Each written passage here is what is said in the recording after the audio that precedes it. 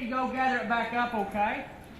You bring families in. This is such a family sport, and make families feel welcome, and that comes from all levels, from children to mums and dads.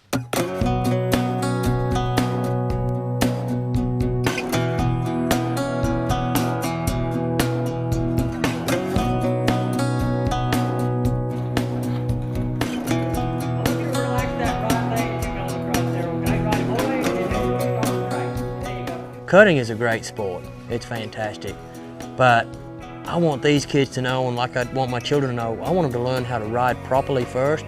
And when they reach an age and they get excited and they want to be a barrel racer, they want to be a roper, or they want to be a cutter, that their riding level and ability is so far superior than their peers that whatever they decide to endeavor in, they excel.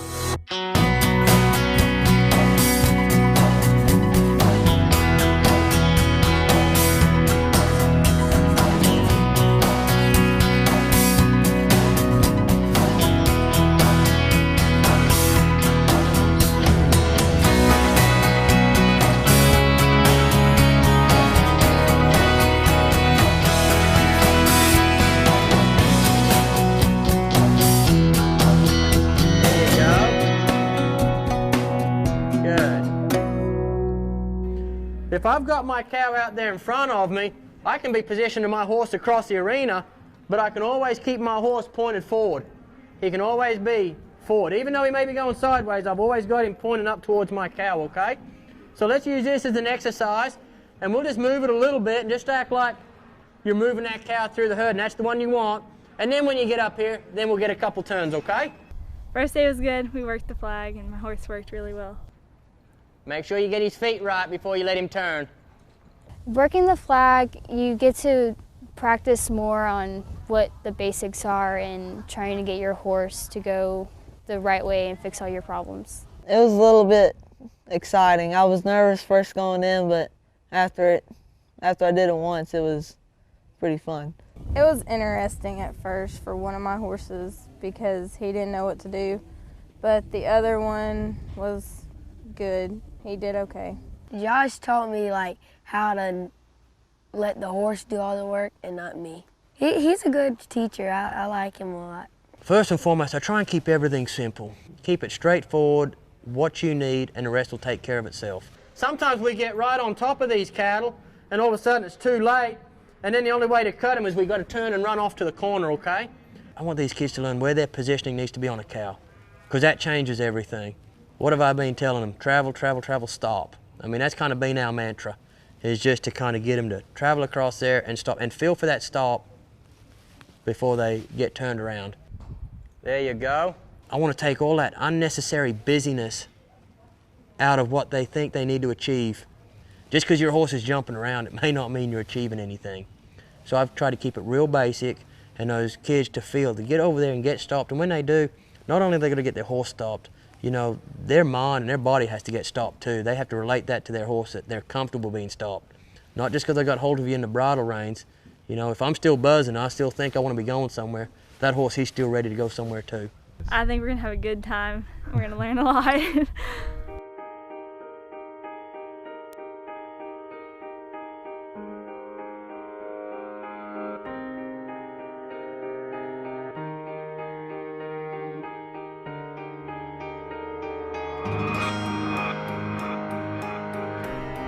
So, Father, I'll ask you today to bless this time. Let the anointing of a holy and sovereign God flood this place. Pray that you bless this food to the nourishment of our body. Father, just let joy be a resounding thing today. We honor you and praise you in Jesus' name. Amen. Amen.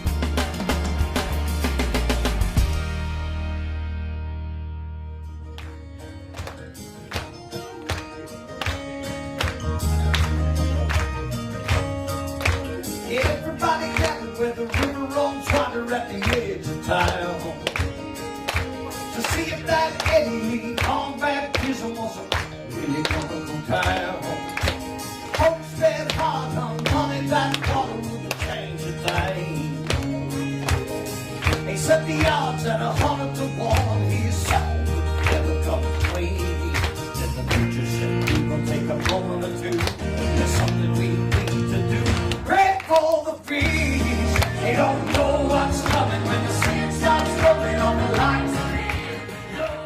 10 years from now, a young man or a young woman from this camp, I hope to see them somewhere and for them to look at me and say, you may not remember me, but there was something spoken that day that God said to them through us, and it changed my life for an eternity.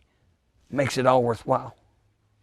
There are a lot of people that don't follow God because they're just still trying to follow God. I'm figuring him out. Let me tell you something. You can't figure God out. The Bible talks about a generation, and it's us, that will be forever learning and unable to come to the knowledge of truth. When you come to a camp like this, most often you don't know the students that are coming, and you don't know what's going on in their lives. Some of them come from great home lives. Some come from very troubled and torn home lives, and you don't know what they're bringing with them to these camps. We come not to judge. We come to just tell them how much God loves them and let them know that He's got a life for them that will bring them joy and peace and happiness and love and all of the things that the world tries to offer in counterfeit ways. But God's peace will surpass our own understanding, and we just try to love on these kids and love them into the kingdom of God.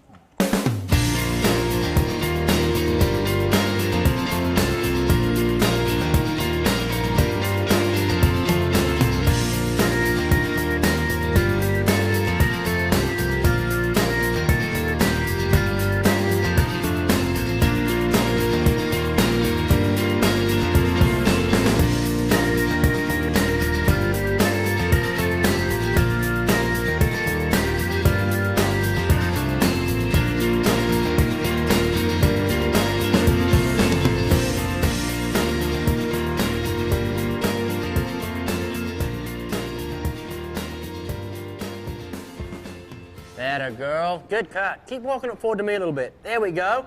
Now just straight across. There you go. Put that hand down and trust your horse. Put your hand down. Wait on it. Wait on it. Trust that horse and kick all the way across to the fence. Atta girl. All the way. Use those feet. Use those feet to that stop. There you go. All the way across. All the way across. Go stop it. Go protect that herd. There you go. Good work. Come on. Come on. Come on. Come on. There you go. There you go. Now wait. There you go. Put that hand down and just push. And you've got to relax your legs, okay? Relax your legs. There you go. Good. Smooth. Good.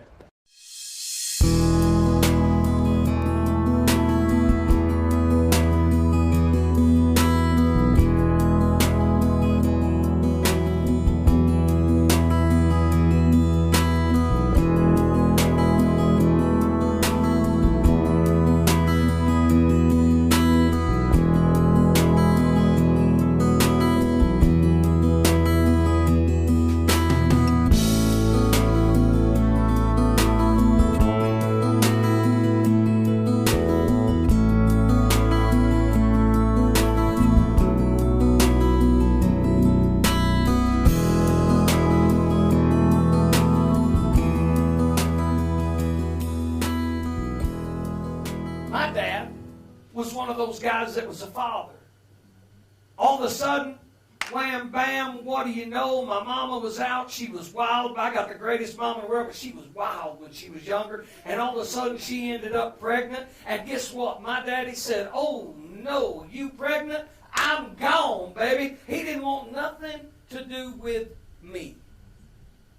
And as I grew up, I'll never forget what my mom would tell me. My mom would look at me and she'd say, you have a dad. And she said, his name is God the Father.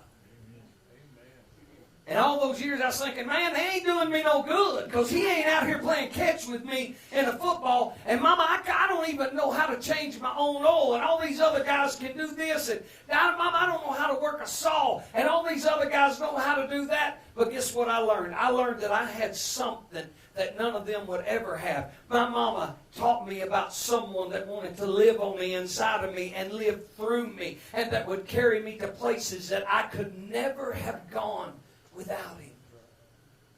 And I always thought it was odd that my own father didn't want me.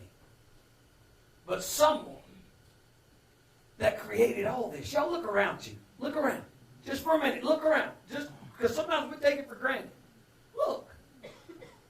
The one that created all of this said, Ray Perryman, I want you. You say, that's kind of big of you to say. It's the truth. And you can take Ray Perryman's name out of there, Dennis Aaron, and you can put Dennis's name in it. Michael, you can take my name out and you can put your name in. Ken, you can take my name out and you can put your name in. See, he desires every one of us. You can take my name out and put your name in. And you can take my name out and put one pigtail. I think that's what that means in Indian. All right, that's your name. Girl with one pigtail. See, he desires you more than anything. Now, I learned about this when I was in about 6th grade. I don't know if they still do it in school today or not. But when I was in school, all the real cool guys would be the team captains at recess. And y'all, I'm going to be honest with you. Now, I know this is going to shock you, young lady, but I never was very nimble. Okay? But there was one sport that I loved above everything else. I wanted to play basketball. And the only thing at basketball I was ever good at doing was fouling the heck out of somebody. Do you understand me? I could hack them. I could run them over. I could reach. I could just tomahawk them. I promise you, if they needed somebody hurt or fouled, they said, Perryman, get in! But every day at recess, they'd have all this going. I remember the team captains, and this will also shock you. I'm sorry, you sat in the wrong place, baby. I promise you, this will shock you too. I was fat back then too. I know that you're probably thinking, I bet he was so sexy when he was young. But the truth is, I fell out of my mama an easy keeper. I walked by a buffet and I gained 10 pounds. And so every day we'd get out there, and man, all of a sudden it'd go just like this. Kiddos, I don't know if it ever happens like this, but they'd go, I want him. Then the next guy would go, okay, I get second pick, I want him. They'd go, I want him. Until there was one kid standing. Guess who it was? Me. Do you guys have any idea? Now listen to me. It sounds silly, but do you have any idea how much I wish just once that they would have looked at me and said, I want Ray as my first pick. That never happened on the playground. But in heaven, it happened. When Jesus came and he gave his life on that cross, he looked at me and said, there is a fatherless boy. I want to be a father to him. I will give him my name, and I choose him above everything else. I want him so much that I will send my own son to die on the cross to go and redeem him. That's how much God wanted me. And if God wanted me that much, that's how much he wanted you. It doesn't matter what you've gone through. It doesn't matter what you will go through. I promise you that there is a God in heaven that's bigger than any past or any future that you will ever have if you just let him have everything. Amen. Oh, yeah. Hallelujah. Father, we worship you.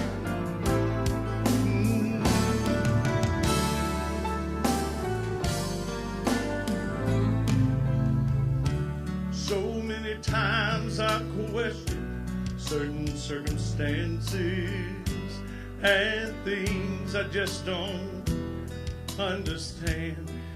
So many times these trials and weakness blurs my vision. That's when my frustration seems to get so out of hand. Oh, but that's when I'm reminded, oh yeah, I've never been forsaken. Oh, I've never had to walk one test alone. I look back at all my victories, then my spirit rises up in me. And it's through the fire my weakness is made strong. I thank you, Jesus. He never promised that the cross would not get heavy and the hill would not be hard to climb.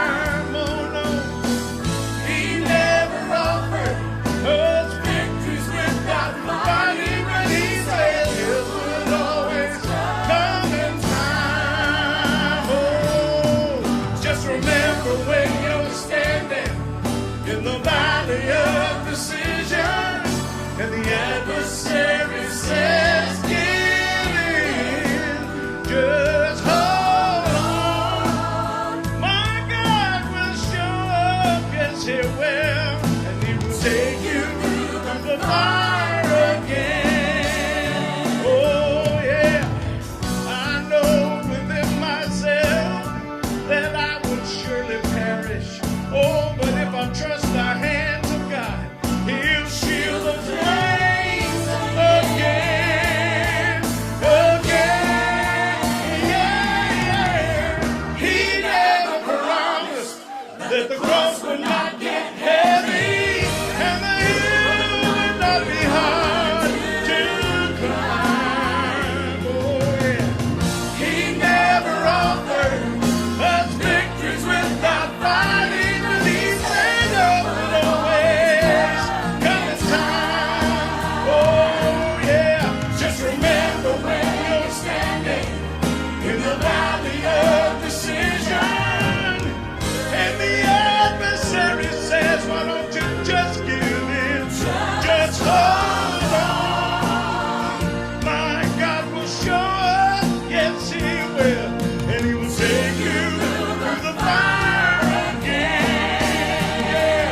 So just hold on. My God will show up, yes He will, and He will take you through the fire again. Oh yes He will. No matter what you're going through, just trust Him, yeah. Hallelujah. There's been a couple of the young men that I've kind of eyed from a distance, and I've saw a couple of areas in their life where I thought that they were staying by themselves, back off. It was like they were lonely. And I find, you can tell when they're hurting. There's something in their lives that's missing, and that's what we're here for. That's what we want to do, is give these kids a chance to meet Jesus, and so He can get a hold of their lives.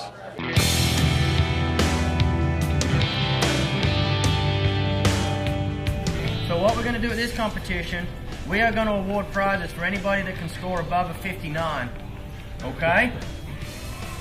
So the only way you don't win here or get a prize is if you quit on me. If you get frustrated and walk out, okay? Don't let that overcome you, okay?